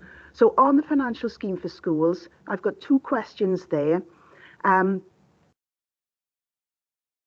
So the one was, how will you manage if you have to take, under this current financial scheme for schools, how will you manage if every school presents a deficit budget and that cannot be reduced? And then, when was the financial schemes for schools in its entirety last reviewed? It's imperative that a whole document review is undertaken in order for it to be fit for purpose in light of these proposed 5% cuts. So I'll leave it on that one for now, and I have got some more questions. Thank you. Thanks, Councillor Williams. Lindsay? Thanks, Chair. Thanks, Councillor Williams. So first of all, it's important to note that when schools move into deficit positions, the deficits vary in size. So some school deficits will be small, some school deficits will be large by the nature of budgets. So again, with the larger deficit budgets, they will present more challenges. Interestingly, of course, when you see larger secondary schools, obviously we need to look at it in percentage terms as well, and we monitor that very closely on a monthly basis. So again, it will vary. The second point with regard to the review of the financial scheme for schools, By recollection, Deb, I believe it wasn't that long ago, because I know we looked at the reason I'm looking at Debbie, Chair, if that's okay, is that we looked at the financial limits within the 50 and 100k and where they moved at the time. So again, through you, Chair, Debbie, I believe it was probably 2-3 years ago. I think we reviewed it in full. We rewrote the whole thing back in, I think, 2019, just before COVID. But obviously, we've made some change. We changed certain sections along the way as well. Some don't change at all. Some don't need changing. But we updated and rewrote the whole scheme about 4 years ago. So not that long ago, really. But like I say, we have added and changed things along the way as well since then. Thanks very much, Deborah. Thank you, Lindsay. Councillor Williams, please.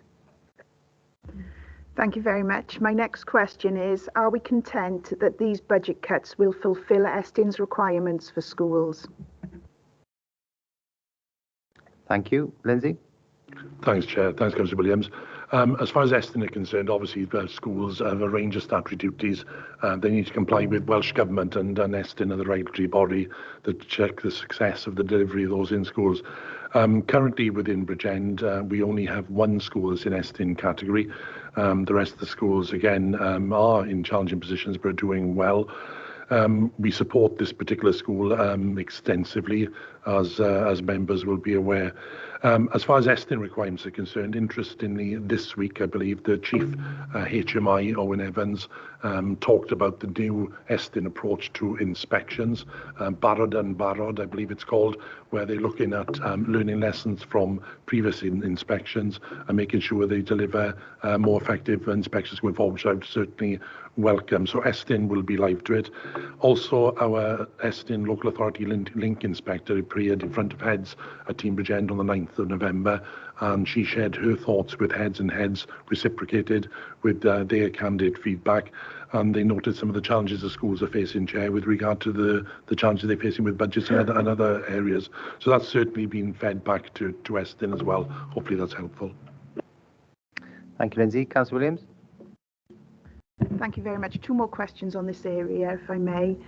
Firstly, I said I've been through all of the figures, I've been through all of the schools, and when I did the figures for Bridgend, Oldcastle and then Coity were the 2 poorest funded in our borough. But when I looked at Wales, they were actually within the bottom 12 in Wales as well. So I know that Councillor Spiller has another question on school formulas and school funding. But how many more of our schools could potentially be in that bottom 12 with this budget cut?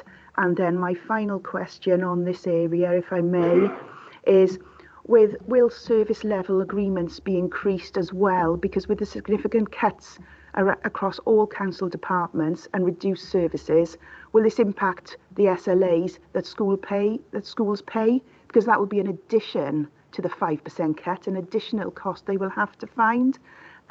So will the prices charged to schools increase as well? Thanks. Thanks very much, Councillor Williams. Lindsay? Thanks, Chair. I'll certainly answer the second one first, and I'll probably rely on finance colleagues with regard to the management of the delegation, because again, that's quite a technical allocation, how it's allocated across schools. With SLAs, of course, all of our services have got to run services that are funded appropriately. So already we are looking at some increases with regard to our service level agreements, and it's fair to say that head teachers have already indicated to me, Chair, that they're going to find any increase, or indeed even the current SLAs, challenging to fund due to the funding they have. So again, that's something we are live to. Clearly, we don't want to increase an SLA if it's not going to be used, or it's going to put schools into further difficulty. However, it does need to run operationally. With the funding delegation, Debbie, through you, Chair, perhaps I can pass over to finance colleagues. Thank you. Deborah? Yeah, thank you, Chair. Yeah, in terms of the SLAs, some of them are funded specifically through, an actual delegated amount for a particular SLA. So, for example, some of the central support SLAs for things like HR, finance, are funded specifically as a particular line in the funding formula, whereas others, for example, cleaning, it's part of the overall cleaning allocation, which is based on the floor area of the school, for example. So it's not specifically linked to the SLA cost that the school has to pay. I mean, what I would say is that the school do have the option of whether or not they want to buy into these services or not, and whether they can find, you know, an alternative service that is a better value for money. So schools do really have to do their homework on some of these and see, you know, what's the best deal for the school. Obviously, we don't want to raise costs. We're also looking at fully cost recovery as well as part of, you know, the whole budget principles. But obviously, we don't want to be making a profit on any of these services. But we do have to ensure that we're actually not subsidising some of these services to an extent that it's putting our own services at risk as well. So it's a fine balance, really. But schools do need to look around and test the market as well, really, in terms of what they can get with what money they have available. Thanks very much, Deborah. Councillor Williams, you content? Well, it doesn't really answer the question, does it? Because we don't know if they're going to be increased costs for schools. So that's another thing we need to consider when we put our recommendations in. Thank you. We will consider that later on when we consider our conclusions and recommendations. I had Councillor Hughes. You've given up the will to live, have you, by waiting? Or? No, sorry. Some of what I was going to ask has been answered, because I was going to ask about budget deficit recovery plans. So this is, for me, it was my financial whiz. I'm not a financial whiz, but just to clarify what's been said. So, for example, you've got a primary school who's entering this financial year, for example, an £123,000 deficit. So the budget is cut 5%. They this financial year come in. They also cannot meet those savings for their school to function. They are still in a deficit. What actually happens then? We haven't made those savings that we've thought we could save because the school couldn't physically make the savings. Sorry if I sound specific, but just what literally will happen if schools have got to keep spending the money because they physically cannot function if they don't? Yeah, thank you, Councillor. It does mention, doesn't it, in one of the ramifications that schools may not be able to fulfil their statutory duties. So, Lindsay, perhaps you can pick that up. Thanks, Chair. Thanks, Councillor Hughes. Yeah, it's just referring to the narrative, really, that the head teachers have kindly presented, really, and I've got it in the report there. All of the above, really, when we look at meeting the requirements of some of the savings, if these are agreed, they will be challenging certainly in the first year. And a discussion, which I know Hannah won't mind me sharing with you, I had with secondary heads, is with regard to when their curriculum is set, for example, for September. It's very difficult then to change mid-year or even immediately before the year. So what we will see some lag in the first year. There's no doubt about that. But as I mentioned previously, the deficit recovery process is a 3-year one and potentially 5-year. So again, what we will see cuts over those 3 to 5 years, and inevitably some of the impacts that I've identified in the report will be realised, Chair. Thanks so much. Councillor Hughes? Yeah, thank you. I think it's inevitable that we're going to see those 19 points there are going to happen, 100%. And yeah, I know it's difficult, but they will occur. Thank you very much. We'll come back to Councillor Spiller now, and then Councillor Williams, and hopefully we can wrap up the section on schools' budgets.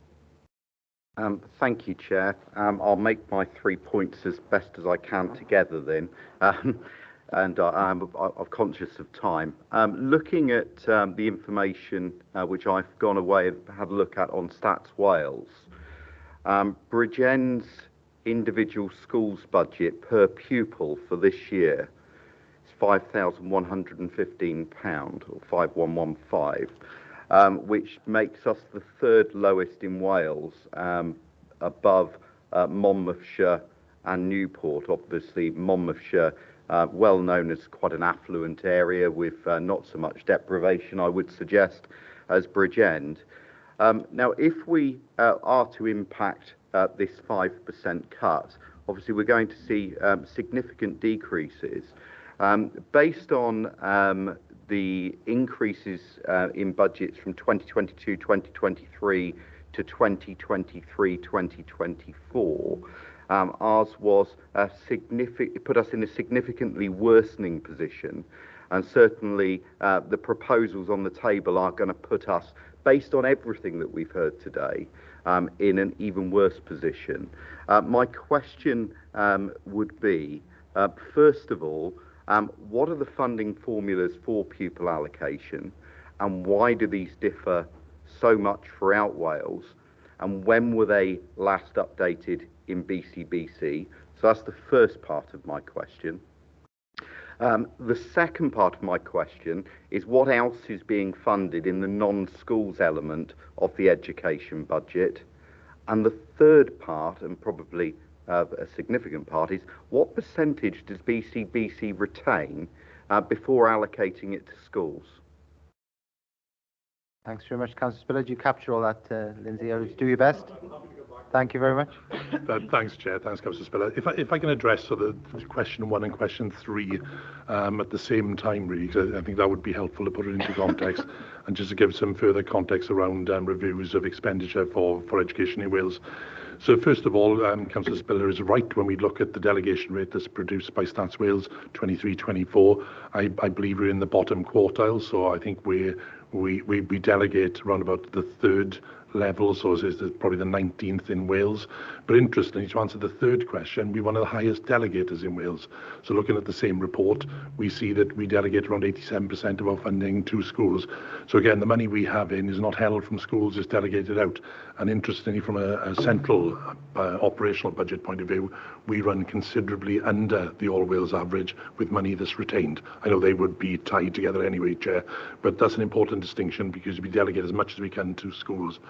As far as the different rates are concerned, with regard to the way Welsh funding is delegated, it's made up obviously of core and grant funding through the age-weighted pupil unit, and in addition then the pupil development grant.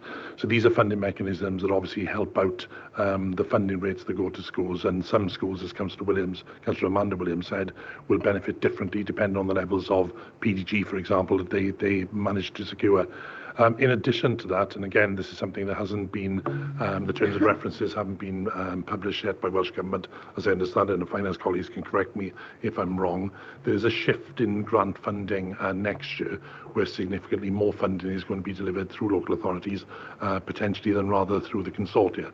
So one of the things we will be looking at there is how that will affect the different delegation rates that go to schools as well.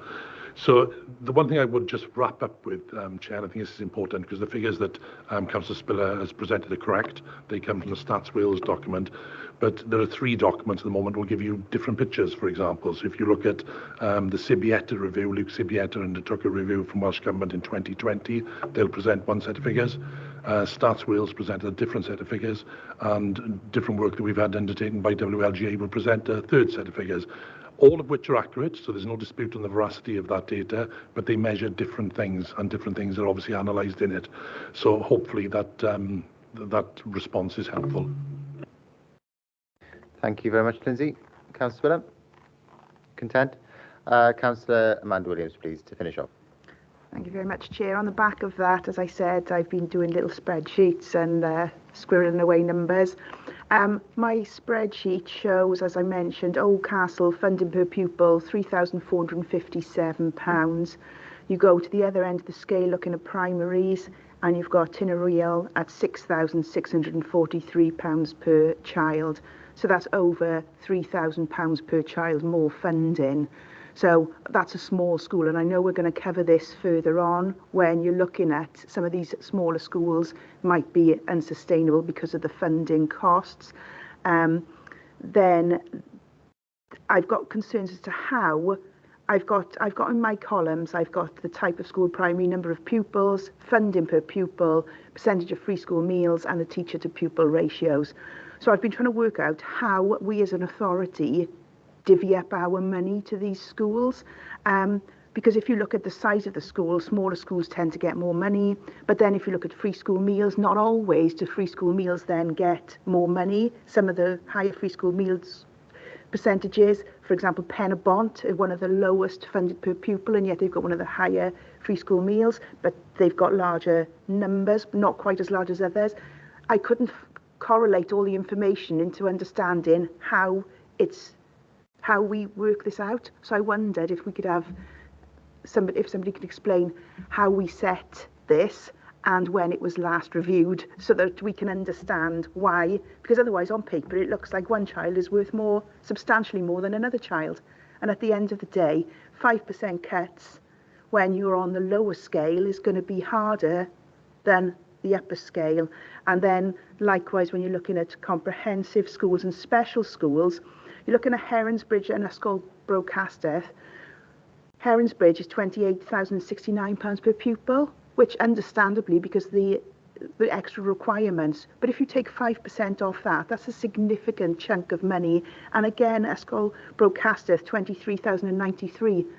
That's a couple of £1,000 off their budget, and they're dealing with some of the most vulnerable in our society that need this additional support. So significant cuts to some of these cost per pupil amounts. Thanks.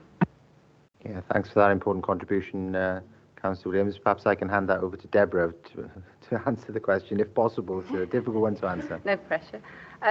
In terms of the funding formula, that's been in place a number of years as a core funding formula, really, although we have made changes to it over the years, and obviously as circumstances change, it's been updated.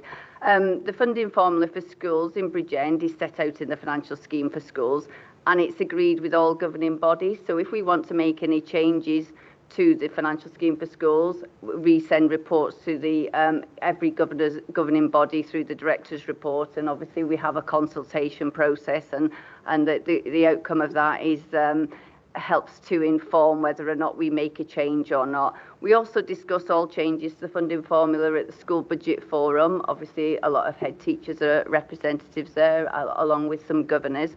So it does have, you know, it's not something that we enforce upon schools. Schools are involved in that funding formula.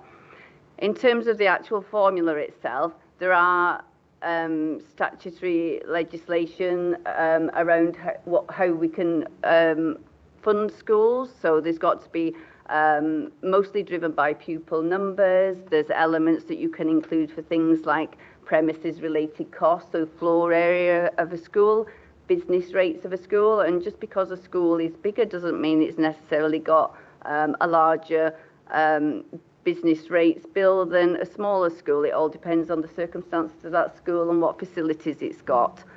We find in that the newer schools, the new school bills, the business rates are coming out very expensive.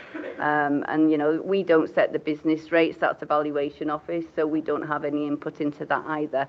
You also find that different schools have different kind of circumstances which attract different levels of funding. So you mentioned free school meals, Councillor Williams. Each school's funded for free school meals in terms of the number of pupils that they have. So you could have a very large school that's got very few free school meals, or you could have a small school that's got a large number of free school meals. And they all, if you're just dividing that total amount of funding by the number of pupils, you're going to get variations, but it does not mean that generally those pupils are getting less funding. So every pupil at a particular age will get exactly the same level of funding in terms of the core funding. Then, as I say, what you get is all the add-ons really, so different circumstances. Some schools have got special classes that will obviously make the per pupil funding higher. Not every school has, so there are a lot of variations in the formula, but as I say, it's quite a detailed formula, and it is updated and changed in line and in conjunction with school governing bodies. But obviously any discussions about updating or changing it again can be fed through the school budget forum, so there's always that opportunity to have a look at that. But it's very difficult when you just read an amount per school, because it doesn't tell you what's behind those figures and what that school actually receives that funding for. So for example, we've got a couple of schools, secondary schools, who've got swimming pools, and we have to fund more for those because of the energy costs, etc. But not all schools have, so that will look like it look like they're getting less, but they're not, because it's being funded for a particular purpose. So I hope that helps. Thanks very much, Deborah. Councillor Williams? Yeah, I've been a governor since 2010, and I'm trying to rack my brains as to if I've seen this come to our governing body. It certainly hasn't since I've been a chair of governors. So I don't know when it last came, but I think it's important that we've touched on it briefly here. But since the COVID pandemic, head teachers have said that they have found that there are more struggles, and I think it's imperative now that we look at this again since then, because I genuinely believe that circumstances must have changed throughout the borough. So I would put it as a recommendation when we get to that it's looked at again. Thank you very much. Thank you, Councillor Williams. That's been captured, Rachel. Thank you. Deborah, please. Yeah, if I could just come back in, please. As we have had discussions through the school budget forum over, well, every year really, about the funding formula and changes to it. But schools are always very reluctant to make changes because they know it's just a finite pot and you're basically just moving money around between schools. Unless there's more money comes into the system, you're just going to have winners and losers if you change one element of the funding formula. So we've not made major changes to the funding formula, and we are, as I said, restricted in terms of the legislation which we have to abide by as well. Thank you very much, Deborah. Councillor Williams. Yeah, just on that, I think given that we're here now looking to make some extremely difficult decisions because there is no money, I think if you're a school that's receiving substantially more than another school, of course you're not going to want it to be changed. And I don't think we're in that position where we can continue like that. I think we need to, as a local authority, take that on ourselves to look at so that it's fair and everyone gets a fair amount per pupil. Thanks. Thanks very much. We're going to wrap up this section now. Perhaps I can ask a couple of general questions then to finish up. Of our head teachers, perhaps a difficult question to answer because you never want to have any cut on your budget. No doubt you want a significant uplift in your budgets. But has the School Budget Forum considered what would be a sustainable cut in your service? I don't know whether you would be able to answer that question, but what I've heard so far is that 5% is unsustainable as far as I think both of you are concerned. Has the School Budget Forum even considered what could be a sustainable figure going forward? Because this committee essentially will need to come to a decision about whether it recommends that Cabinet look at this again. We need to come up with alternative budget proposals if we're going to be able to do that. So I'm just seeking your advice as senior educational professionals about whether you and colleagues have considered what would be a sustainable reduction in service to contribute to the overall budget reductions. Mr. Thank Lewis, you, Chair. At our most recent School Budget Forum meeting, which was just last week, we haven't actually come up with what would be sustainable because I think there would be such variation. But what we did challenge and ask about, similarly to what has been asked today, in fact, was whether there was any scope for shallower cuts, because similarly to what was raised, the brutal 5% followed by 1%, we did ask whether that had been considered and had been modelled if that 8% over that period of time was actually 2%. So we did raise that question just recently, but we didn't actually come up with what was sustainable. We were just determining that the 5% weren't going to be sustainable, that we would see lots of schools going into deficit budget. And we talked about the impact of those so that it was clear what we felt the impact would be upon the children in Bridgend. Thanks very much. That's really helpful. And that goes back to my original comment at the very front end of this meeting, doesn't it, about shallower cuts potentially being more sustainable for schools, but not necessarily resulting in a balanced and robust budget, which the Section 151 officer and her team require from this particular budget round. Mr. Lewis, do you have anything else to add? No, it was the 2% was suggested at budget fall, and the 2% over 4 years to make up the final 8 was the only amount that the schools could weather. I mean, these cuts are significant, and I think they are going to hit us in 3 waves, and we're not considering that. We're considering and talking about the 5%, but obviously it's not just the 5%, it's the broader hits on schools. The second wave would be the external agencies, Educational Welfare Service, which I'm sure we'll come on to later, I guess, Councillor Williams. So there are going to be wider repercussions for schools that we are all aware of and head teachers are vigilant on. But as you said, no head teacher wants to take a cut to their budget, rather an enhancement. But we do realise it's very difficult economic times. Thanks, Mr. Lewis. So given the fact that we're projecting 90% of schools to be in debt deficit position as a result of 5% cut, Lindsay, how does the 5% cut relate to other local authorities? What are your colleagues considering across the whole of Wales? And finally, by my calculation, I needed additional assistance in maths when I was in primary school in year 4. So my economics and finance is not the best. But if the teachers' pay and pensions is fully funded, and that's 3.2 million, I think you said, Deb, at the beginning of the meeting. If that's funded, by my calculation, that if it's reinvested in minimising the budget reduction proposals on schools' delegated budgets, that could mean a cut of 2.9%, which is, as far as I'm concerned, more sustainable than the 5% cut. If the committee were minded to make that recommendation, would that be sustainable? Perhaps Lindsay and Deborah can do a sort of double act on that. I would say it all depends on what we hear about the teachers' pensions fund, and it's very difficult when we don't know what's happening with that. And obviously, if we can seek an early notification of what's happening with that, then obviously we'll be in a better position to understand what funding or flexibility we have available within the budget to deal with any recommendations. Sure, and of course you mentioned in you, Deborah, that you have to set a budget before necessarily you receive that information from central government. What's the process then, therefore, for Cabinet to consider any revisions to that budget thereafter? Can you make in your revisions to take into account that if the committee were minded to reduce the impact on schools? I suppose it depends what we've done with the funding, whether we've I don't know how we've allocated it really. I mean, we have over the previous years had to come back to council later.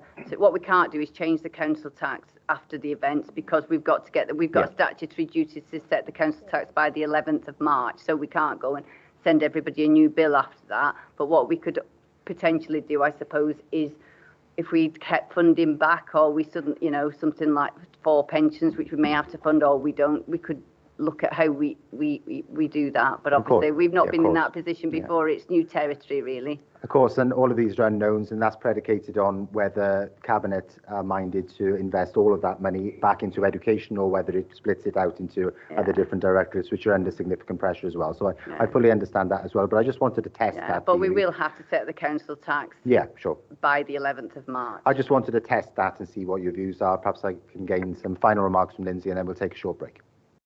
Thanks, Chair. Just to answer your first question around comparisons, there is no meaningful comparison. I'd be absolutely honest with this committee on that.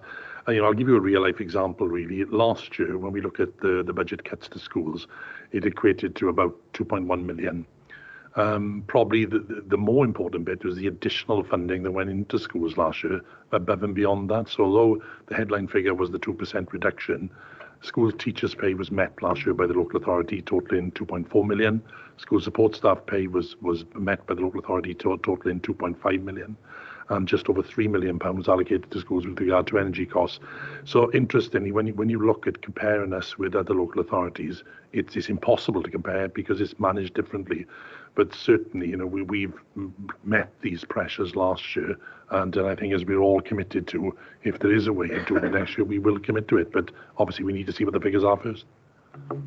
Sure. Thank you very much for those contributions, and thanks to members as well. We'll sum up now with the Cabinet Member, Councillor Blundell, and then we'll have to take a short break because we've got another 31 budget lines to go through. Councillor Blundell, please. No, I was just say from a Cabinet point of view, because obviously all 22 of us, we do talk. We don't sit in our silos. As Lindsay said, it is difficult to sort of say because everyone does their budget slightly differently. Some have paid teachers' pay and pensions, some haven't. The local authority last year didn't and said there was no cut, and they said there's no cut this year. But in reality, they're not matching teachers' pay and pensions. So there was about 10% of their budget, it's about 25 million that schools had to find. So imagine, we're not doing that to Jonathan and Hannah, and I'm pretty sure they're grateful. We're not making them do that as well. That's the difficulty because everyone presents their budget differently. Similar authorities around our size went deeper last year and may not be going to the full 5 that we are, but not far off it. So it all depends.